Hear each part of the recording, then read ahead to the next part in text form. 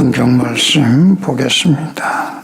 창세기 25장 19절부터 34절까지 말씀입니다. 창세기 25장 19절에서 34절 서로 교독하겠습니다. 아브라함의 아들 이삭의 족보는 이러하니라. 아브라함이 이삭을 낳았고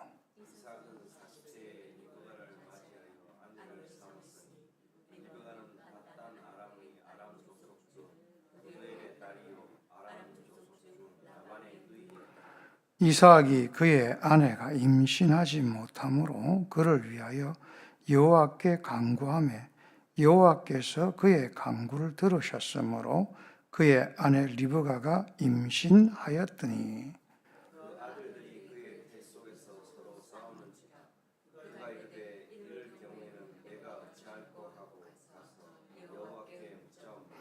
여호와께서 그에게 이르시되 두 국민이 내 태중에 있구나. 두 민족이 내 복중에서부터 나누리라. 이 족속이 저 족속보다 강하겠고 큰 자가 어린 자를 섬기리라 하셨더라.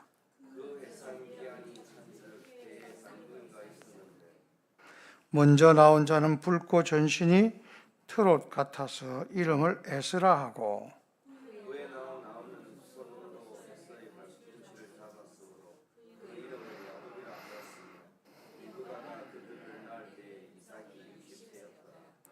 그 아이들이 장성함에 에서는 익숙한 사냥꾼이었으므로 들 사람이 되고 야곱은 조용한 사람이었으므로 장막에 거주하니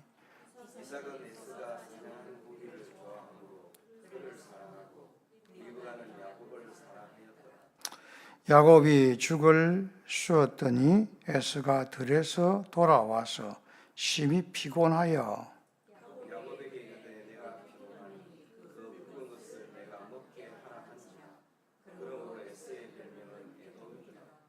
야곱이 이르되 형의 장자의 명분을 오늘 내게 팔라.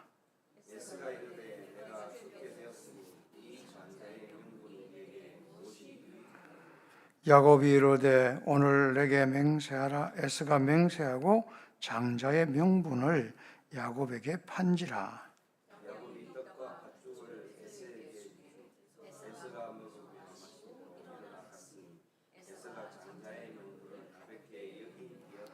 아멘. 잠깐 기도하겠습니다. 하나님 아버지 감사합니다. 이 시간 함께 해주시고 주님의 은혜와 능력 가운데서 말씀을 듣게 하시며 악한 사단 절대 틈타지 않고 성령의 충만한 시간만 되게 하여 주시옵소서. 예수님 이름으로 기도드리옵나이다. 아멘. 우리는 매일 선택을 합니다. 이 선택이라는 것이 굉장히 중요합니다. 자그마한 거 하나부터 해서 중요한 결정, 중요한 일들까지 이렇게 선택을 하게 되는 것이죠. 그 선택에는 항상 책임이 따르고 대가가 따른다는 것을 우리는 알고 있습니다. 오늘 성경에 이 두 사람이 나오는데 이 두 사람이 가진 선택에 따라서 그의 인생과 그의 가문과 그의 후손이 어떻게 변하는가를 성경을 통해서 우리는 볼 수가 있는 것입니다. 그냥 단팥죽 한 그릇 같은 현재에 만족할 것인가 아니면 미래의 약속을 붙잡을 것인가 이 선택 가운데 에서는 야곱과의 이야기에서 자기의 생각을 다 드러내놓고 있습니다. 오늘 우리가 이 말씀을 보면서 우리의 인생에서 혹시 우리가 잊어버리고 있는 게 있지 않는가, 잘못 생각하고 있지 않는가 이것을 찾아보고 하나님이 기뻐하시는 그런 선택, 또 언약과 말씀에 따라서 나가는 그런 선택이 꼭 되기를 바랍니다. 에서는 탁월한 사냥꾼이었습니다. 우리가 구약에서 보면 알겠지만은 사냥꾼이라는 이름이 나올 때에 단순하게 산골에서 사냥해서 짐승을 잡는 그런 사람을 표현하지 않습니다. 구약에서 나와 있는 사냥꾼이라는 것은 용사를 이야기를 하고 있습니다. 그때 당시 농사를 주로 짓는 사람들이 많았지만은 이 고기라는 것은 지금도 그때도 굉장히 소중한 것입니다.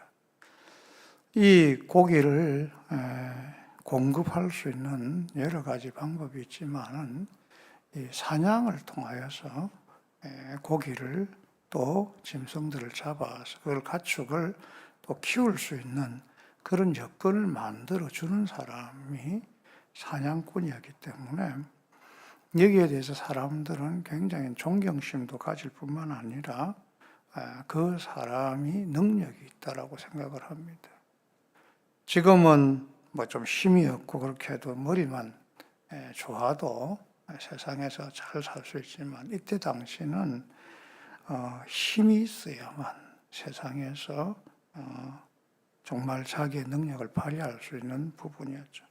에서는 힘이 있는 사람, 그리고 이 좋은 것을 공급할 수 있는 부분이고 물질에 대해서 별로 어려움이 없는 사람이었다라고 볼 수 있습니다. 물론 아버지 이삭이 거부였겠지만은 아버지에게 붙어서 어떤 자기의 기업을 얻는 게 아니라 자기 스스로 나가서 벌어서 기업을 키우고 살아갈 수 있는 사람. 나중에 야곱을 몇십 년 만에 만났을 때 보지만은 이 에서의 뒤에는 용사가 400명이나 따라다녔다. 이 정도로 굉장한 어떤 자기적인 능력이 있는 사람이다라고 이렇게 볼 수가 있는 것이죠. 그래서 에서는 별로 사실 세상의 축복, 세상의 복에 대해서 그렇게 갈급하는 마음은 없었다라고 생각을 하고 있습니다. 그의 장자의 개념은 무엇일까라는 것입니다. 이 에서의 장자의 개념은 뭐냐? 그것은 단순한 물질이 아니었겠는가 생각을 합니다. 지위가 아니었겠는가 이런 생각을 합니다. 그가 가지고 있는 물질, 그가 가지고 있는 힘, 세력, 이게 바로 장자의 권리라고 생각을 한 것이죠. 그냥 제가 보기에는 이 본문이 나올 때 이미 에서는 이 모든 것을 다 갖춘 사람입니다. 아버지 못지않게 명성이 있고 아버지 못지않게 재산을 쌓을 수 있고 아버지 못지않게 능력이 있는 사람, 이 사람이 에서였다라는 것입니다. 그 세상에서 좀 멋있는 사람이죠. 젊어서 성공한 사람, 젊어서 이미 정말 자기 스스로 독립한 사람이라고 볼 수가 있는 것이죠. 그러니까 아버지 어머니가 건드릴 수가 없는 거예요. 우리가 본문을 자세히 보면 알지만은 결혼도 지 마음대로 하고 아버지 어머니 말 안 듣고 자기가 알아서 사는 거예요. 그러니까 뭐 사실 이삭과 리브가가 참 신앙적으로는 골치가 아프지만은 세상적으로는 명성이 있고 돈이 있으니까 별로 할 말이 없는 그런 사람이었다. 이렇게 볼 수가 있습니다. 에서에게 장자권이라는 것은 물질과 세상의 권력이었기 때문에 이미 그는 모든 것을 갖추었다는 입장에서 저는 성경을 해석하고 싶습니다. 자, 그런 그에게 사냥을 갔다 와서 너무너무 배고파가지고 이제 완전히 탈진된 상태까지 간 것입니다. 그런데 동생이 팥죽을 끓이고 있고 떡을 이렇게 썰고 있는 모습을 볼 때에 그거 한 그릇 달라 하는 건 당연한 것이죠. 그래서 언약의 개성, 하나님의 어떤 신뢰, 하나님의 능력을 힘입어서 하나님의 영광을 드러낸다. 이런 거에 대한 장자권의 개념이 없는 에서는 그냥 야곱에게 이야기하면서 이 팥죽 한 그릇에 장자권 네가 가져라. 혹시 그거 아버지 재산 말하는 거냐? 아이고 나 필요 없다. 네가 가져라. 아버지가 거부지만 그러면 나도 거부고 나는 그 이상의 재산을 모을 수 있고 다른 사람들이기 때문에 그거 별로 가져. 통 큰 사람은 그냥 야곱에게 야 그거 네 해라. 지금 당장 내 배고픈데 이거 팥죽 한 그릇이 나한테는 더 중요하다. 그런 생각을 가지고 있었던 것입니다. 우리가 이 예수를 보면서 생각해야 될 게 있습니다. 세상의 가치, 또 세상의 일들에 바쁘게 돌아다니다 보면 이 하나님의 가치를 자꾸 잊어버리는 거예요. 우리가 아이들에게 예배를 계속 드리게 해야 되고 말씀을 묵상하고 하나님 가까이 하게 해야 되는 것은 뭐냐면 이 하나님의 가치, 그 영혼의 가치, 그리고 하나님의 언약의 가치, 이것을 깨닫게 하는 것이죠. 이게 그 심령 속에 없으면요, 잘하면서 잘 되면 하나님도 필요 없는 사람이 된다라는 것입니다. 이게 안타까운 거예요. 우리 성도들도 조심해야 되는 게 뭐냐면 예배, 또 말씀의 묵상, 기도, 하나님을 가까이 하는 것, 이것은 하나님의 가치를 가지고 하나님의 언약을 존중히 여기는 것이죠. 이것을 자꾸 등한시하고 세상의 바쁜 일, 세상에 내가 추구하는 거에만 쫓아가다 보면 언젠가는 역전이 되어가지고 위기의 순간이 오는데 그건 뭐냐면 하나님과 세상을 선택할 때 누구를 선택하게 되냐면 세상을 선택하게 된다는 것입니다. 이 에서의 이 장자권에 대한 생각, 언약에 대한 태도, 이 부분을 우리는 굉장히 조심해야 될 것입니다. 거기에 비해서 야곱은 어떤 사람이냐? 이 사람은 붙잡는 삶을 산 사람입니다. 태어날 때부터 누구를 붙잡고 나왔어요? 자기 형 발꿈치를 붙잡고 이렇게 나온 사람입니다. 어떤 사람은 본능이라고 이야기를 합니다. 본능적으로 야곱은 붙잡고 야곱은 쟁취하려 하는 그런 마음이 있었다라고 이야기하지만은 성경은 굉장히 이 부분을 잘 해석해 주고 있습니다. 성경은 뭐라고 이야기합니까? 리브가에게 하나님께서 주신 말씀이 그것을 해석하는 것이죠. 바로 동생을 형이 섬겨야 될 것이다 라는 이야기입니다. 이것은 믿음의 열정을 가지고 하나님의 말씀을 끝까지 붙잡는 걸로 성화가 되게 되어 있습니다. 나중에. 처음에는 눈에 보이는 이익을 위해서 이렇게 쫓아가는 사람처럼 이렇게 보이지만은 너무 중요한 것은 그 속에 하나님의 언약의 말씀이 있었다라는 것이 중요합니다. 이삭의 안타까운 부분은 뭡니까? 에서를 편애하면서 하나님의 언약의 말씀, 자기 아버지에게 받은, 하나님께 직접 받은 그 언약의 말씀을 에서에게 이야기하면서 에서를 이렇게 양육한 것이 아니라 에서가 잡아오는 고기, 에서가 잡아오는 물질, 에서가 잡아오는 그 성공, 여기에 이제 이삭은 굉장히 많이 취해 있었다라는 것입니다. 이게 참 안타까운 이야기죠.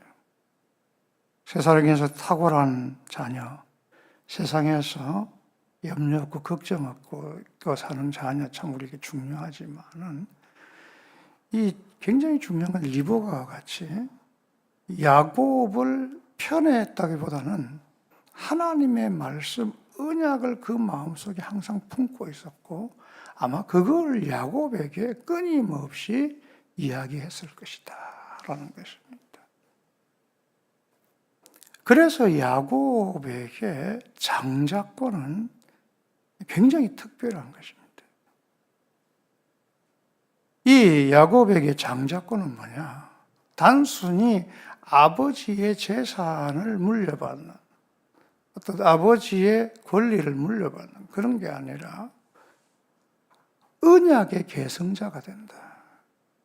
하나님께서 주신 축복, 하나님께서 함께 하신다는, 동행하신다는 그 언약에 대한 그 확신이 되는 것. 그게 바로 장자권의 계승이었다라는 것입니다. 그러니까 리브가는 주어진 말씀을 붙잡음으로써 그 야곱에게 계속적으로 하나님의 언약의 사람이라는 것을 가르쳤습니다. 자녀에게 세상의 스펙이 아니라 믿음의 유산을 물려주는 아마 세상의 어머니가 바로 리브가가 아니었겠는가 생각합니다. 물론 그 방법은 참으로 너무너무 인간적이었지만은 그러나 결국 그 아들의 마음속에 뭘 심어줬다고요? 말씀, 언약을 끝까지 남긴 사람이 믿음의 어머니인 리브가였다는 것입니다. 이 하나님의 약속 때문에 그는 고난을 받게 되었고 야곱은 떠나게 되었고 그럼에도 불구하고 이 고난과 고통 떠나면서도 아마 그의 어머니가 그의 속에 가르쳐준 하나님, 나와 함께 하신 하나님, 동행하신 하나님이 그 속에 있었던 것입니다. 우리가 말씀을 묵상하면서 나오잖아요. 세 가지 이 야곱에게 굉장히 중요한 부분이 나옵니다. 그게 다 하나님이라는 말이 다 연결되어 있습니다. 첫 번째가 벳엘 아닙니까? 엘, 하나님. 하나님의 집. 그가 도망가고 그가 피난하고 가장 힘들 때에 그가 하나님을 붙잡고 하나님 앞에 서원하면서 하나님께서 나와 동행해 주시면 나를 다시 이렇게 복되게 이곳으로 돌아오게 하시면 이것이 하나님의 집 베델이 되고 나의 물질의 10분의 1을 하나님께 드리겠다는 소원을 하는 거예요. 그러니까 이 정말 야곱에게 하나님의 집, 하나님이 나와 동행하신다는 거, 함께 하신다는 거예요. 그 고난 가운데 주어진 말씀이 된 것이죠. 그리고 그가 가서 고생 끝에 거의 21년이 지나면서 거부가 되어서 하나님의 섭리 가운데 돌아올 수밖에 없는 상황이 되었을 때에 그가 야복강에서 이제 돌아오면서 가장 큰 위기, 자기 형을 만나야 되는 그런 위기 가운데서 다시 그의 어머니가 말한 하나님을 붙잡고 하나님의 말씀, 언약을 붙잡고 기도할 때에 하나님께서 그에게 보여주신 게 뭡니까? 브니엘입니다. 브니엘. 하나님의 얼굴입니다. 얼굴. 이 야곱의 인생에 있어서 정말 그것은 새로운 신앙의 결단이었습니다. 하나님이 나를 이렇게 인도해 주시고 가정을 만들어 주시고 거부가 되게 하시고 나를 다시 고향 땅으로 돌아오게 하신 거, 이거 다 하나님의 언약, 하나님의 장자권 계획에 있구나. 이걸 알고 하나님의 얼굴을 보면서 그가 하나님을 경외하는 자가 된 것입니다. 그리고 그에게 주어진 가장 중요한 장자권의 이름이 뭐죠? 이스라엘입니다. 이스라엘. 바로 하나님과 싸워서 이겼다라는 것입니다. 이게 무슨 말입니까? 하나님 말씀을 끝까지 붙잡고 가서 하나님께서 주시는 그 축복, 하나님께서 주시는 그 은혜를 받은 사람이 됐다는 것이 이스라엘이라는 뜻입니다. 그리고 그는 이스라엘의 조상이 되고 그의 12 아들은 이스라엘 지파가 되고 예수 그리스도께까지 연결되어지는 놀라운 기적 언약을 경험하는 사람이 된 것입니다. 야곱은 붙잡는 삶이었는데 얼핏 보기에는 다른 사람 멱살 잡고 발목 잡고 뭐 잡고 그렇게 해서 온 사람 같지만 결국 야곱의 생애를 깊이 생각하면 그가 붙잡은 건 뭐죠? 그의 어머니가 준 하나님의 말씀을 붙잡은 줄 믿습니다. 그 언약을 붙잡은 거예요. 그 언약을 붙잡고 끝까지 갔더니 베델을 지나 브니엘을 지나 결국은 이스라엘을 이루는 놀라운 하나님이 사람이 된 것을 볼 수가 있습니다. 저는 여러분들에게 언약에 대한 2가지 태도, 우리는 이 그리스도인이라고 합니다. 그리스도인에게 주어진 언약은 뭡니까? 예수님께서 우리의 영원한 언약이 되십니다. 예수님께서 우리에게 영원한 말씀이 되시는 것입니다. 주님이 우리를 구원하시고 주님이 하나님 나라까지 우리를 인도하시고 동행하시면서 우리의 삶 속에서 늘 주님의 축복을 부어주신다는 것을 믿고 우리의 삶 행동 하나하나를 하나님이 기뻐하신 뜻대로 그 언약대로 살아가는 태도, 이것이 바로 오늘날 그리스도인이 언약을 붙잡고 사는 태도가 아닌가 생각을 합니다.